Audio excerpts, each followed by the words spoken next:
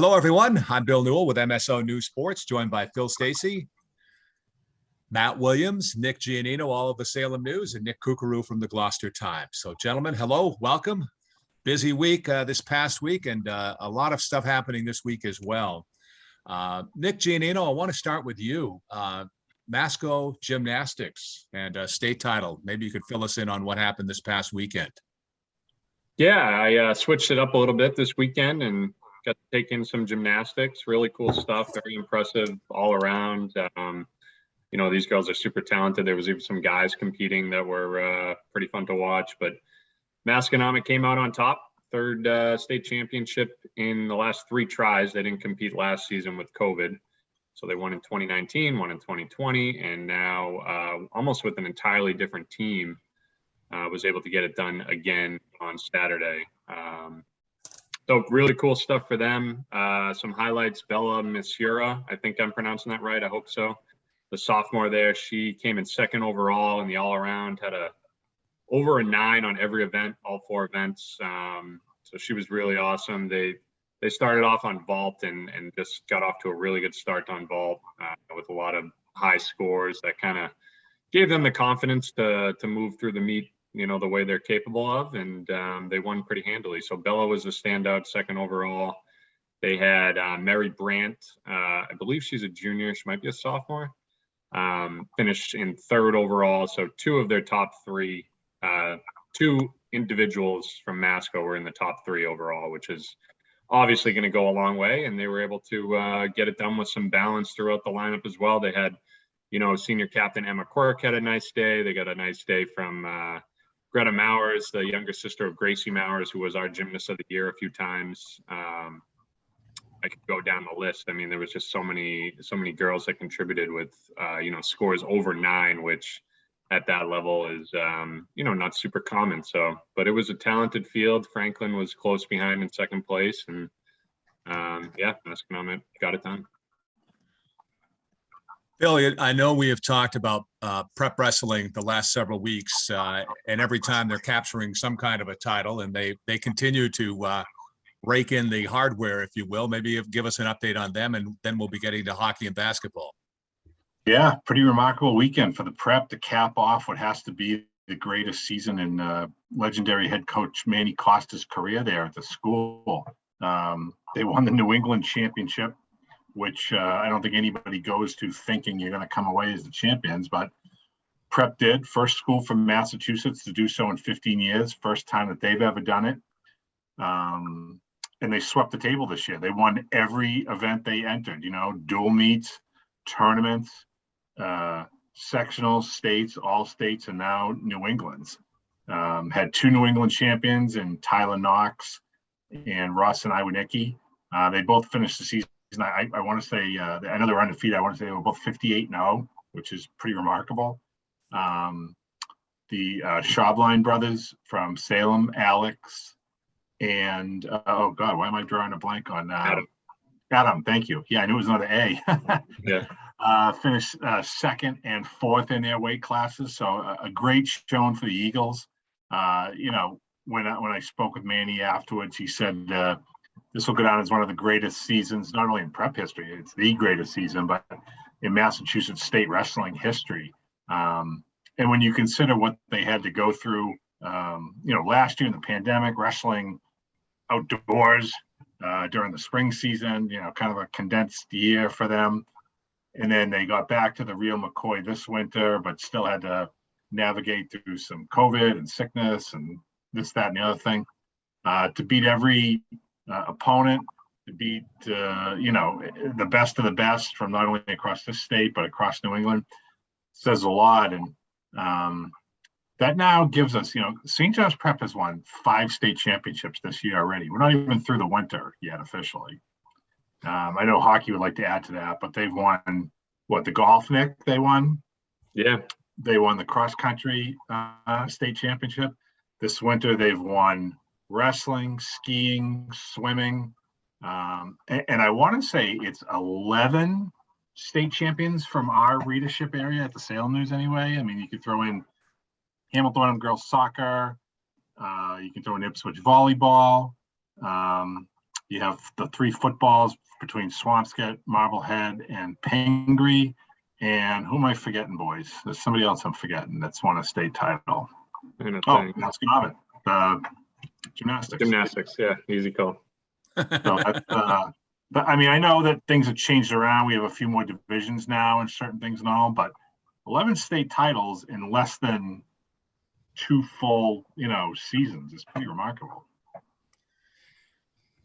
I'm going to make the call here, and let's go to hockey this time. All right. We're recording this on Monday, just so folks know. It's going up on Tuesday on the websites, salemnews.com and msonewsports.com. But Phil and Nick Kukuru and Matt Williams actually got some hockey stories to tell. And let me give it back to you, Phil, and you could tee it up for us on how you want to approach this. Because, again, we got some big games going on Monday night. And we would invite people to certainly follow the Twitter accounts, your Twitter account, Phil, of course, the Gloucester Daily Times and Matt Williams and so on for the hockey stuff. But Phil, you take us where you want to on this one. And I can pop up brackets as you go along if you want. I'll try. Yeah, why don't we work our way backwards from Division 3 on up? I know that there are still some teams in Division 4 playing. Winthrop beat Rockport over the weekend. Hamilton went and lost down at to the Hull Cohasset team, so they got knocked out. But in Division 3, we have a couple of teams alive. Actually, Kooks, do you want to start with Division 4 with Rockport, that game against Winthrop, now that I think of it? Sure. Real tough draw for Rockport having to go up there. They lost 4-0. It was 1-0 after 1, 2-0 after 2. Jack Crompton, their goalie from Manchester.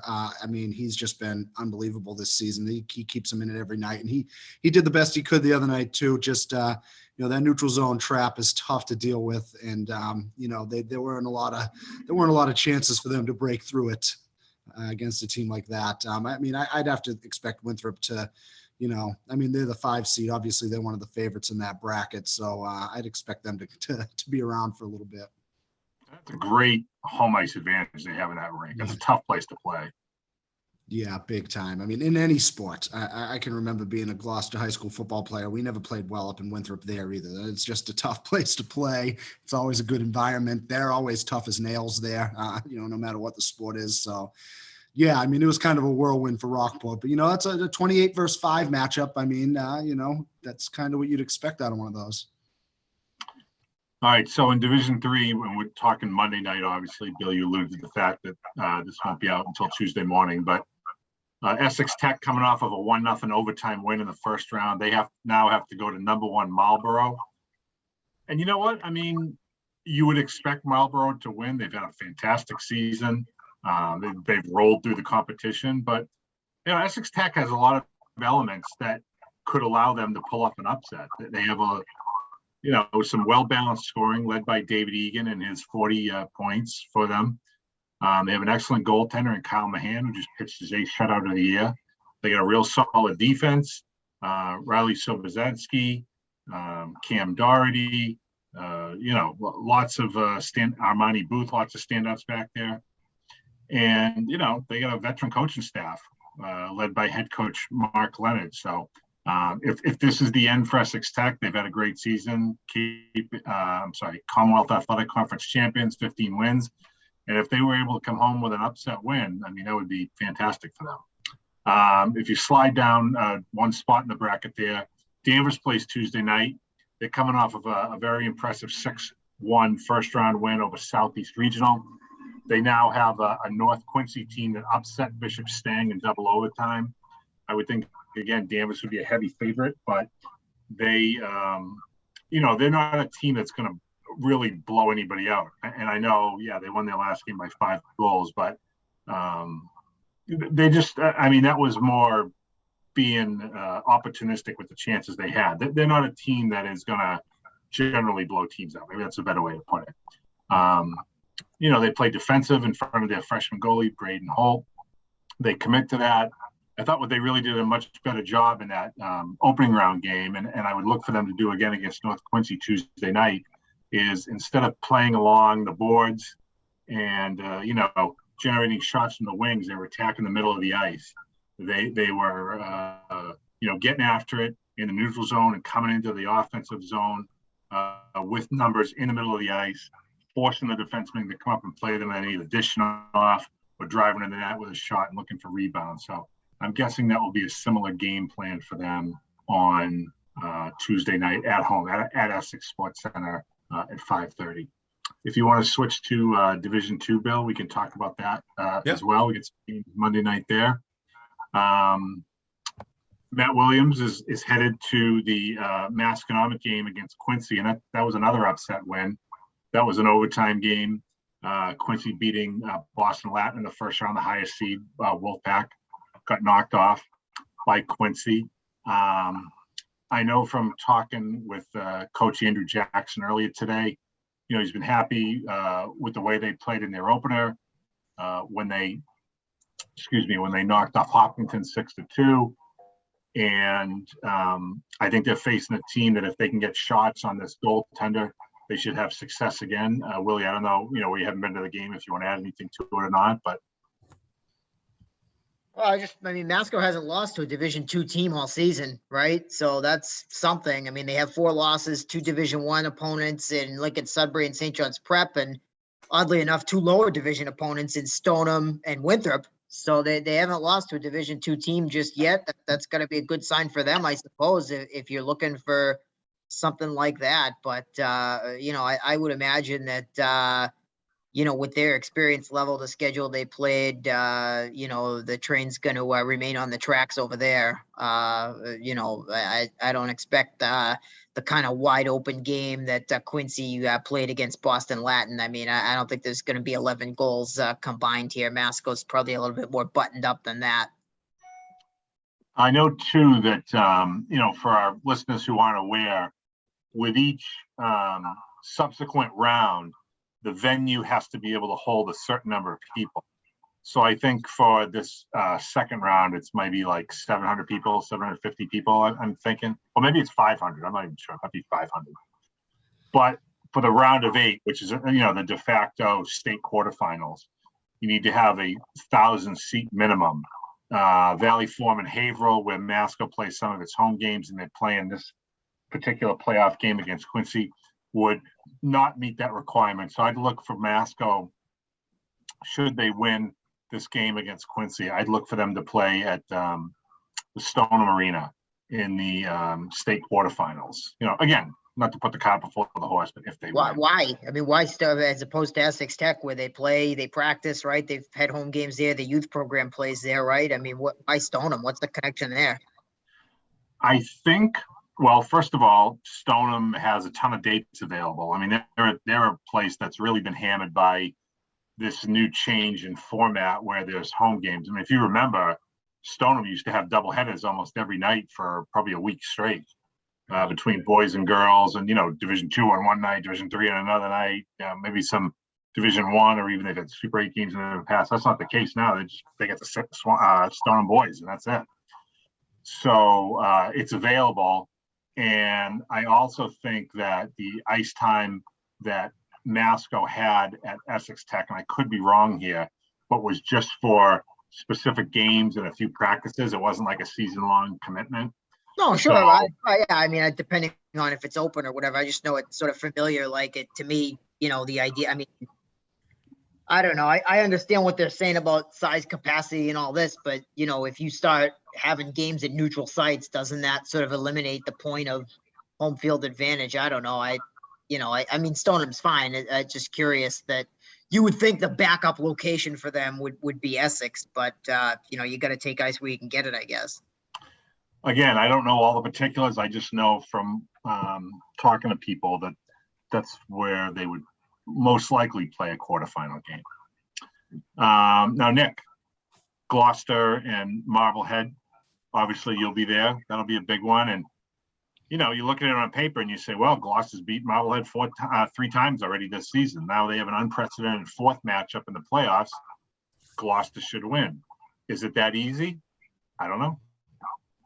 Yeah, I doubt it. I mean, it wasn't, it was easy the first time they played. Gloucester beat them 8-1. I thought the second 2 games were very competitive. In the holiday tournament, Gloucester won 5-2, but that was a pretty good game. They jumped out on them early and Marblehead stayed the course, but, kind of couldn't shake off that bad start. And then the third meeting was back and forth, and it was a 7-3 Gloucester win, but that was a 4-3 game for most of the third. And I think I'd said before, Marblehead actually tied the game, and the referees didn't see it go in. It was one of the more odd things I had ever seen, where one team celebrating, the other team standing there watching the other team celebrate, and play still going on. And it led to an odd man rush the other way that Gloucester almost scored on. They didn't, luckily. And then they ended up scoring 3 more times in the last 6 minutes to pull away. But look at just the way Marblehead's built. They're a tough team to beat 4 times. They're physical. They're well coached. They don't make a ton of mistakes. I think the key probably tonight, I think Marblehead's goalie is really going to have to stand on his head. Are they going to be able to keep up? Because, Gloucester can be flawed at times. They can be sloppy, but you're still going to have to score 4 or 5 times to even have a shot at beating them. And that's the question I have. Are they going to be able to keep them? I think they're going with the junior Griffin Winter. Mhm. And it's funny because he doesn't have the numbers that Nick Peters, the senior, does. But if you look at the matchups, it looks like he's maybe played some of the tougher matchups and had those, suffered a couple losses against Gloucester. He's played against Masco, that kind of thing. He played. I know Gloucester had success against Peters the first game they played. Winters held him in check a little better. You're right, I think. Gloucester obviously has a ton of talent, great skill up front. This is we're not breaking news here when we say that Costanzo and Marshall are, elite game breakers at the Division II level. And Marblehead clearly has to stop them. But, a lot of other guys there that can make things happen. Jewel, I think, is a great player for Marblehead. I think the goalies come on and played. Tarantino has played really well in the second half of the season. Marblehead has to find a way to use its speed to get the puck into that Gloucester zone and maybe expose the Gloucester defense a little bit. And they can't be playing from behind. That's a must. They just can't do it against that team. And they can't put Gloucester on the power play. There's a lot of can'ts here for Marblehead. They're clearly an underdog, but hey, it might sound cliche, but it is difficult, I think, to beat a team 4 times. So while Gloucester is certainly a clear favorite, I think Marblehead has at least a puncher's chance. Yeah, we've seen bigger upsets than this too in the hockey tournament, especially. This is the round where I feel like I expect one of these bracket busters to happen, one of these divisions in hockey. So we're kind of due. It's been kind of chalk for the most part. Yeah. Hockey. Just sliding up to Division I, Bill. St. John's Prep, obviously the top seed. They got by King Philip last week, 3-1. Score wasn't impressive, but believe it or not, they really dominated the game. I think the final shots were like 35-7, I want to say. They smothered them defensively. They jumped out to a quick 3-0 lead and just kind of breezed from there.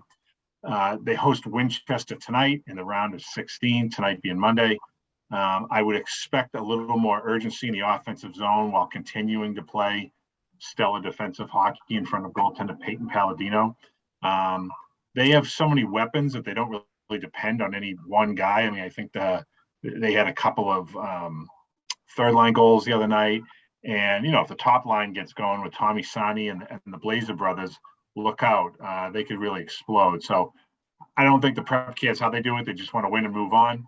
And that's what they're looking for. They would play a quarterfinal at Essex Tech should they beat Winchester tonight. And that would be against either Braintree or Pope Francis, which looks like a pretty good matchup. Pope Francis a little bit down by their standards, but still a very dangerous tournament team. And Braintree, one of the best public school teams in the state. On the other side of the bracket tonight, you have St. Mary's Tough Task going to go down to Canton Ice House and take on number 2 ranked Zavarian brothers. The Spartans hoping to come away with the upset, but it will not be easy against a Zavarian team that's split with St. John's Prep and, was right there near the top of the Catholic Conference with St. John's and Catholic Memorial this season. Matt, do you want to touch on the girls' hockey? Or I'm watching the clock, but we have time, and then of course move to basketball as well here. Yeah, we've had the most upsets certainly in the girls' bracket. I think it just proves that the power rating, overrated a couple of leagues, didn't do a very good job there with the girls, and people have their opinions on that. I think it's too bad. We've got 2 really, really good, 3 really, really good round of 16 matchups involving local teams to us. They're all playing better teams than they deserve to be playing. Start very quickly with undefeated Winthrop having a undefeated Austin Prep. You're only 2 undefeated teams playing in the second round. Butch's team's going to really be up against Austin, and we'll see what happens there. That's Monday night, so that'll be over by the time that you hear this. And then the rivals from the CCL, St. Mary's and Fenwick, they're going to play on Wednesday at the Connery Rink. It was a 2-2 tie on Valentine's Day when they played at the Connery Rink. St. Mary's did win the first meeting. I don't recall the score off the top of my head. I think it was by a goal or 2. But Fenwick certainly playing much better than they were in that first meeting and tied the second one. Fenwick buttoned down defensively, haven't allowed very many goals in a long time besides against Austin. The freshman goalie from Essex Tech, Ella Tucker, has been standing on her head. The first line center, Lauren Duranian's playing some of the best hockey, certainly of her career and certainly on the North Shore. So I think these are, the typical rivalry, don't play a team a third time type of thing. I mean, St. Mary's is very good. They're very deep. We know Frank Pagliuca is going to have a game plan and have them ready to go, but that's a very dangerous game if you're St. Mary's. And if you're Fenwick, you're playing like you have nothing to lose, right? I mean, you've never been to the round of 8 ever. You've never beat St. Mary's ever. So just let it loose and fly and have some fun and hope to do that. I think that, shakes up really to be a great game. The last game between them, the 2-2 tie, was very entertaining and had a couple of goals, people coming out of the penalty box, kill off a penalty and get a breakaway coming out of the box type of thing. So, I think teams know each other very well and should be a lot of fun. I think that's going to be a really good game. And then, we look at Peabody in the top corner there. They face Arlington. Arlington's 19-1-1. They're, really the undisputed number 2 seed. But then you look at their actual scores. They haven't been blowing teams out. They don't win by a lot. Their only loss, of course, was Austin Prep. And, they're a deep team. I don't think they're a flashy team. They're a deep team that comes at you that can, carry the play. So they are very good, obviously a heavy favorite. I mean, if you're a Peabody team with 16, 17 wins, you wish you were playing them later, but you got to go through them if you want to get where you want to go anyway. So they go. For them, it's really about how they play. I mean, if they play the way they played against Whitman Hanson and against HPNA, that's a game they can win. If they play the way they played against Fenwick when they lost, they're probably in trouble. But I just look at the fact that they dropped 9 goals on Whitman Hanson and you're walking into the rink and you're thinking, new power rating system, right? This is a top 20 team in the state, number 18. They must have played a really tough league, and this is going to be a really tough game. Peabody almost had to go on the road. They've been falling like a rock, and it's 5-1 after first period. They have 7 goals in 20 minutes, and they score 9 goals. And, I just think over the years, and Phil can touch on this too, some teams, when they come out and score that much in that first game, sometimes it really gets the momentum rolling and can really send a team on a run. I mean, I remember a few years ago, the Masco girls hockey team beat Q&Q in the first round 6-1, and that was by far the most goals they scored all year. And then they went on a run all the way to the Final Four. So sometimes it's like you got to keep an eye on those teams that put up big numbers in that first round. Sometimes that's contagious. All right. Should we pop to, I'm again watching the clock here. We don't have a lot of time left, but Nick Giannino, where do you want to go with boys basketball? Again, we're doing this on Monday. There are Salem's playing on Monday night. But Beverly plays on Tuesday. So I don't know where you want the 1 or 2 bracket up. Yeah, pull up Division 1. We'll talk about Beverly real quick. They had a really impressive win against Haverhill in their opener. Started off a little shaky. They fell down 11-0. It never really felt like that was going to be too much to overcome, but nonetheless, it was a surprising start for Beverly against Haverhill, and they ended up outscoring them the rest of the way by 40 points to win by 30 something. So they can turn it on in a hurry. And, once that defense gets going and they get out in transition, they're a really hard team to beat. They just got so many weapons. They're obviously good in the half-court sets as well. We've talked about their star players time and time again with Ryder Frost, Gabe Copeland, Rook Lamman, Dylan Crowley. All those guys can beat you. They get some good efforts off the bench. Zach Sparkman's been playing really well. But I'm looking at that next matchup against Central Catholic, who's a very good team. Obviously, ranked number 9 there, just behind Beverly at number 8. They got a college prospect in Xavier McKenzie, 6'4" guard, who's probably one of the better players in the state. So Beverly's going to have his hands full for sure. That's a tough draw to get them that early, in the round of 16. But it's anybody's game for sure. Both of those teams had excellent, regular seasons, and both teams have a lot of weapons. Both teams can score a lot of points. I think that should be an exciting one. And obviously, Beverly having home court advantage in that one is huge. That gym gets rocking. I mean, it was packed for that opener against Haverhill, and I'm sure there's only going to be more fans for a big game like that against Catholic on Tuesday. So that should be a really fun one.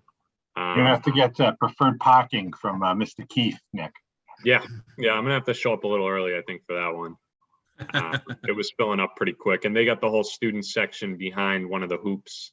They bring in some, movable stands there and get that going. So it's a great atmosphere. I think that's going to be huge for Beverly. And just quickly, also in Division I, we had St. John's Prep lose their opener in overtime. You can see that score there, 41-40 against Westford Academy. I think it was 37-37 going into overtime. So not a whole lot of offense in that one. And that's kind of been St. John's Prep's bugaboo all year, and came back to hurt them there. They clearly came up with a good defensive effort, but 40 points, especially with an extra frame, is usually not going to get it done. So good battle for the Eagles, but just came up a little bit short this year.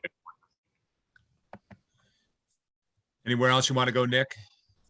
Well, Willie was at a great game last week with Salem. Obviously, I'm seeing them tonight, Monday night against Norwood. But they ended up beating Medfield in the first round to advance. And of course, Norwood and Salem's only common opponent this year is Medfield. Norwood beat them twice. I looked at their schedule. I think pretty close games. One was a 2-point game. One was a 10 or 11-point game. Obviously, Salem won by 10, Willie. They're playing some really good basketball. Obviously they got to go on the road for that one. And by the time you guys listen to it, we'll have a result on that. But Willie, maybe you can just touch upon what you saw from them in that opening round. Oh, they move the ball so well, don't they? I mean, they're so unselfish. 22 assists on 27 baskets. I mean, it doesn't get any better than that. Jack Doyle was incredible in the third quarter as they were pulling away. Every time they had some pressure on him, he found a backdoor cut, a no-look pass, someplace like that. He had 6 of his 7 assists in that third quarter. And, Jayron Romero had 5 assists as well. That's a guy that doesn't shoot too much, doesn't always get a lot of credit, but does the dirty work for Salem and distributes the ball so well. It's just multiple guys. I think, I think it was Treston Abreu that had 5 assists as well. And he's talk about a do everything guy. He's been their leading scorer. He leads them in rebounding some days, but I mean, that's 17 assists just from those 3 guys, so you can't key on one guy for Salem. And my goodness, the freshman we've talked about before, Bryson Green, closed.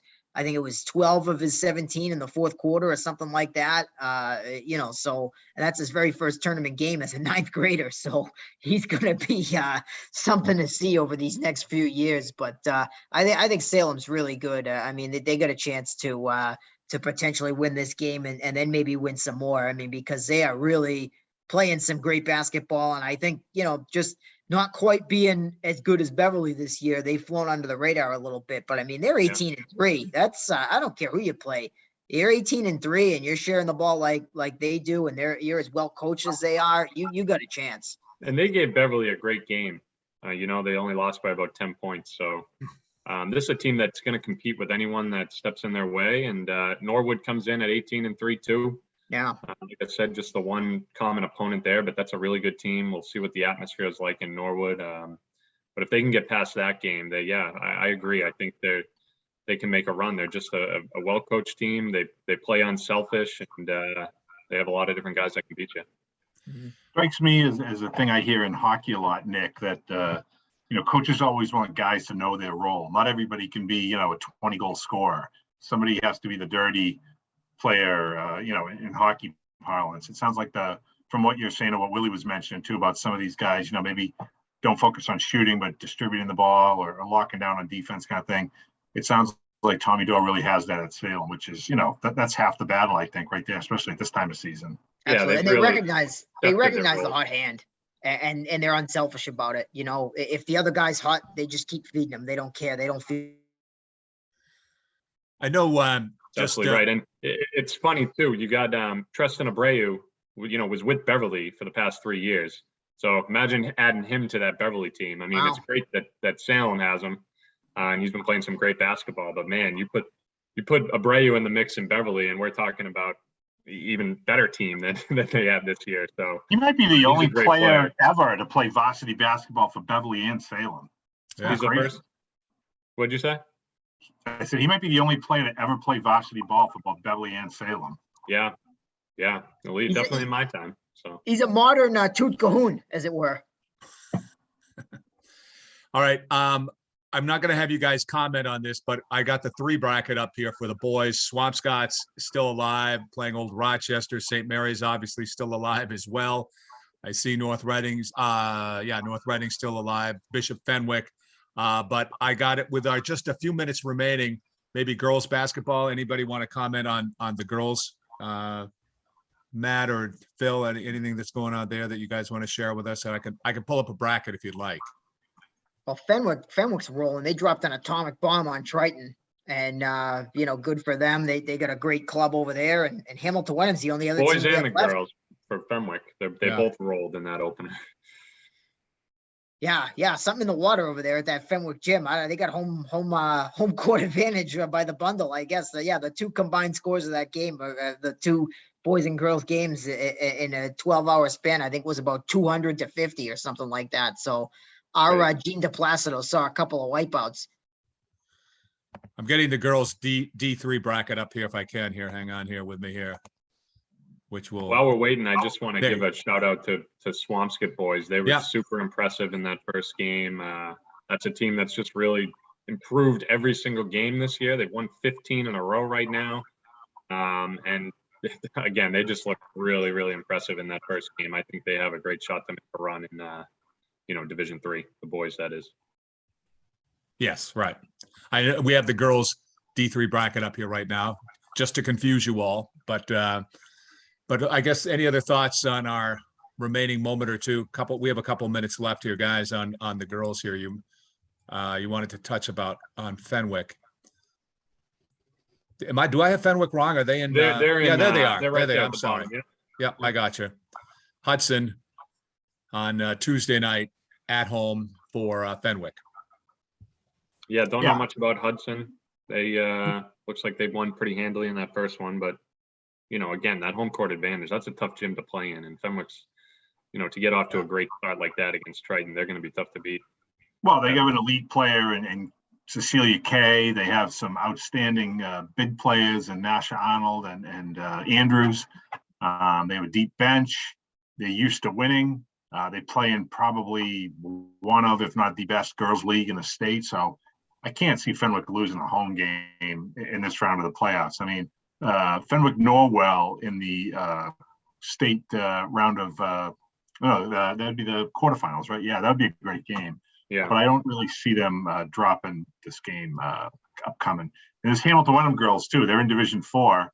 They're also playing well, but they got to hit the road after a good opening day win. They're playing up in Tingsboro Tuesday night. They'll be the underdog there. So we want to wish the my mistake here. I'm sorry here. That's all right. There we go. Wish the Generals best of luck under Mark Cole. They've had a nice season. Didn't they rail off about what? How many wins in a row did they have? Something like 11 wins in a row during the regular season or something? It was double digits, yeah. Yeah. They had a real nice season. But now they're going up against a 5 seed. Be obviously a much tougher task. And if they were to prevail there, they'd more than likely get their keep-in rivals from Amesbury again. So good luck to the Generals. There we go. Well, gentlemen, again, just for folks, we are recording this on Monday, so there are some games that we were talking about that were played on Monday night. Got to follow these guys on the Twitter accounts, Phil, Nick, Matt, and Nick at the Gloucester Daily Times Sports Twitter account as well for all of that information. Any other thing, Phil, you want to close out with in our final 60 seconds? Only because I was looking at it this morning, and I know Nick had been trying to reach her for a while and was quite unsuccessful. But we have an athlete from Wenham at the Paralympic Games, Laurie Stevens. She's a disabled skier. Excuse me. This is her 5th Paralympic Games. I think she's won 7 medals in the past, and she's currently in Beijing. I think she's taken part in 5 different ski events there, one of which has already been held. So I want to wish her obviously the best, and if she does anything, Nick will let you know. I'm on it. And quickly, Bill, just back to the girls who we not in our area, but girl from North Quincy put up 56 points against Masco in an opening round win a couple days ago. Orla Gormley, I believe is her name. 56 points. That's the most I've heard of in the past decade at least. I know there was a girl from Salem at 51 not too long ago, right? Back in the 90s, maybe. 2003.